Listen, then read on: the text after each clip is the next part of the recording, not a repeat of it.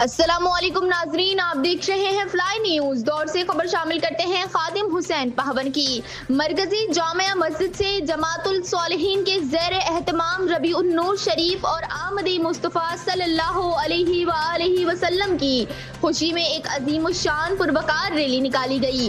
Rally میں علماء کرام، مشائخ اعظام، سماجی شخصیات، معززین شہری اور عاشقان رسول صلی اللہ علیہ وآلہ وسلم نے بھرپور شرکت فرمائی۔ ریلی میں پیر سید میران شاہ جیلانی قادری اور سید محمد حسن علی شاہ جیلانی قادری نے خصوصی طور پر شرکت کی۔ ریلی کے راستوں میں عوام اہل سنت نے پھولوں کی پتیاں نچھاور کر کے علماء کرام اور شرکائے ریلی کا والہانہ استقبال کیا۔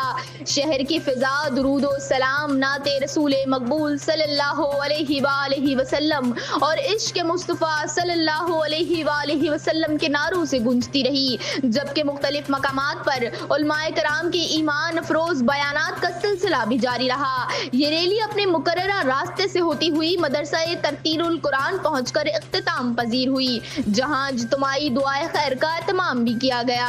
امت مسلمہ کی سلامتی، اتحاد اور اتفاق، ملک و ملت کی خیر و برکت اور بالخصوص ناموس رسالت صلی اللہ علیہ وآلہ وسلم کی حفاظت کے لیے خصوصی دعائیں کی گئیں۔ اس موقع پر ناموس رسالت صلی اللہ علیہ وآلہ وسلم کے تحفظ کے لیے اپنی جان و مال اور صلاحیتیں وقف کرنے والوں کے لیے بھی دعا کی گئی اور گستاخان رسول صلی اللہ علیہ وآلہ وسلم کے شر و فتنے سے امت کو محفوظ رکھنے کی التجا کی گئی۔